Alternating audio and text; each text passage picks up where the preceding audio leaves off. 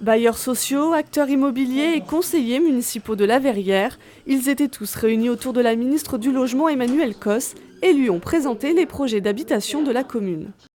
Il faut qu'on rapproche l'activité économique, les logements, parce qu'on sait que typiquement, notamment pour les habitants des Yvelines, beaucoup d'entre eux travaillent sur le centre de Paris ou à la Défense et qu'on a des temps de transport extrêmement difficiles.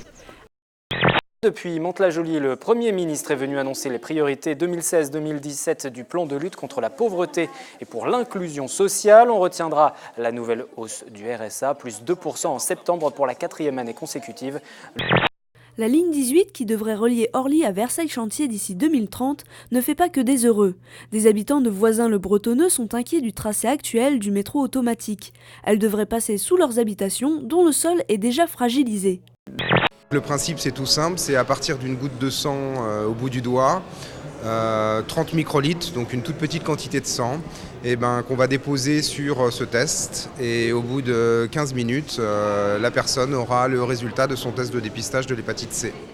Un test disponible à partir du mois de mai pour les professionnels et les associations. Entre 2500 et 3000 porcs sont abattus chaque semaine dans ces locaux. Situé à Houdan, l'abattoir Guy Aran est le dernier établissement de ce type en Île-de-France. Depuis 2013, les normes européennes du bien-être animal ont été renforcées. Vincent Aran, directeur de l'abattoir yvelinois, s'assure du respect de ces règles. Nous mettons les porcs par deux dans des ascenseurs et ils descendent dans une concentration à 90% de CO2 qui les endort immédiatement. C'était une aventure dans laquelle il fallait réunir à la fois les financements, parce que c'est une charge très lourde pour notre commune, et puis ne pas se tromper de projet. À la fois faire une réhabilitation archéologique, mais qui soit compatible avec des usages modernes, visites touristiques, contes, concerts, etc. Pour les joueurs, ceux qui viennent s'entraîner, il faut qu'ils aient une qualité de terrain aussi bonne que dans les grands clubs. C'est des joueurs de haut niveau. Donc aujourd'hui, l'effort a été fait sur tous les terrains. Ils ont un gazon neuf, exceptionnel, qualitatif.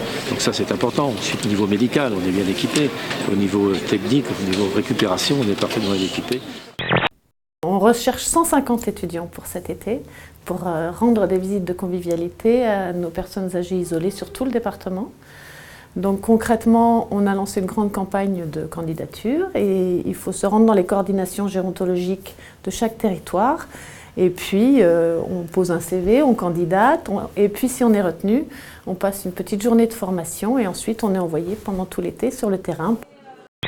Depuis que j'ai fait Top Chef, ma cuisine a évolué parce que j'essaie de donner plus mon identité à moi.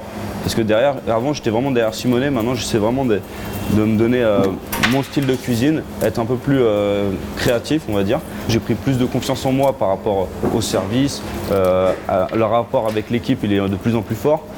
C'est vrai que je suis de plus en plus passionné par mon métier.